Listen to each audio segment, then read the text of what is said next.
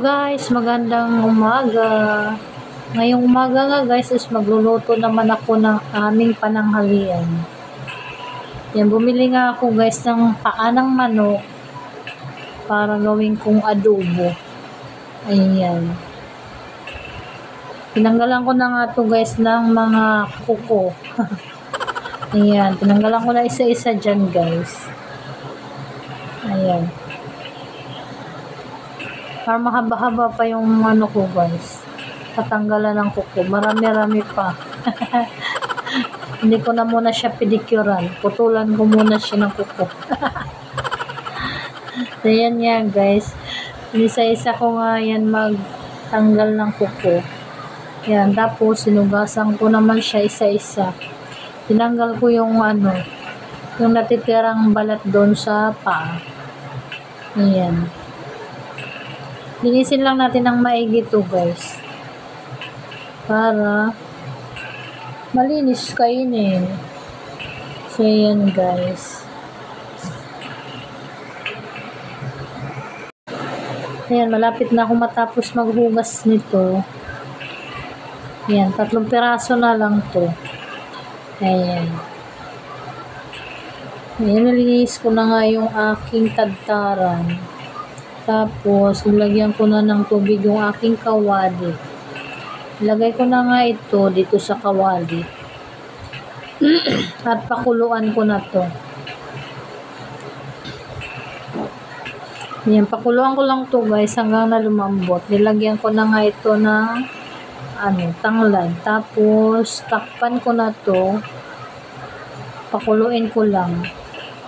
Hintayin ko lang na lumambot. Ayan, habang nagpakulo ako, nagpalambot ng paa ng manok, naghiwa naman ako dyan ng sibuyas, bawang, at saka maliit na luya. Maliit na luya. Maliit na lang kasi natira guys, pero nilagyan ko siya ng tanglad para pangtanggal ng lansa.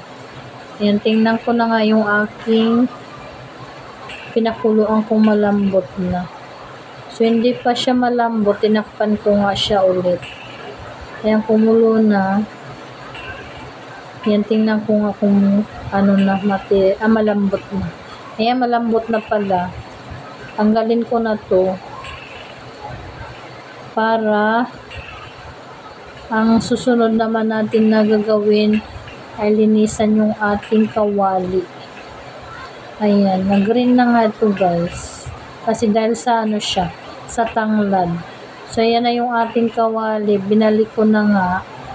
Kaya malinis na yan. Nilagyan ko na nga yan ng mantika. Tapos, ginisa ko na yung aking bawang. Yung bawang ko pala is yan. Maliliit. Native siya. Native na bawang maliit. Tapos nilagay ko na nga dyan yung sibuyas at saka yung luya. Tapos nilagyan ko na rin ng toyo. Hinalo-halo ko na at saka nilagyan ko siya ng asukal. Ayan. Halo-haluin lang natin to guys. Tapos sinunod ko nga yung aking mga chicken feet. Ayan. So, hinalo-halo ko lang to hanggang na mag-mix, mag-coat yung paa ng manok ng mga lamas. Yan. Tapos, nilagyan ko lang siya ng tubig. Nilagyan ko ng paminta, laurel, ayan, pampalasa. Ayan, takpan ko lang to guys, tapos pakuluan ulit. Ayan, kumulo na nga to guys. Haluin ko lang kasi kanina hindi ko nahalo kasi may suka. Baka mahilaw yung suka. Ayan. Nahalo ko na. Tapos, takpan ko naman siya ulit. Ayan.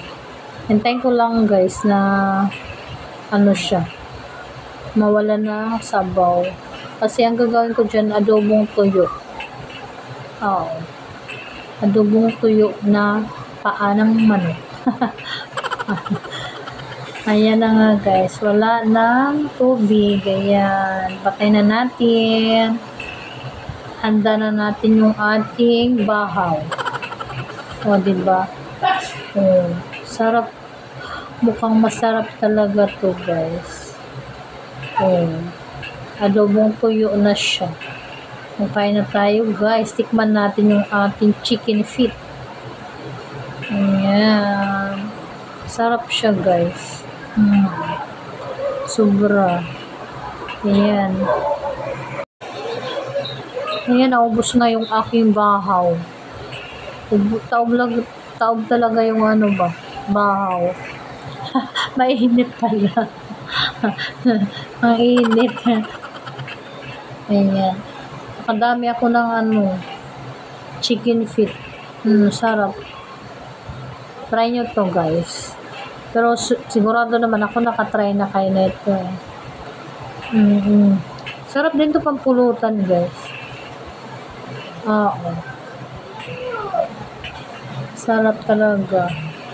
So, yun lang, guys. Hanggang dito na lang, guys, ang video ko, guys. Maraming salamat sa mga sumusuporta, guys. Thank you. God bless you. Bye-bye, guys.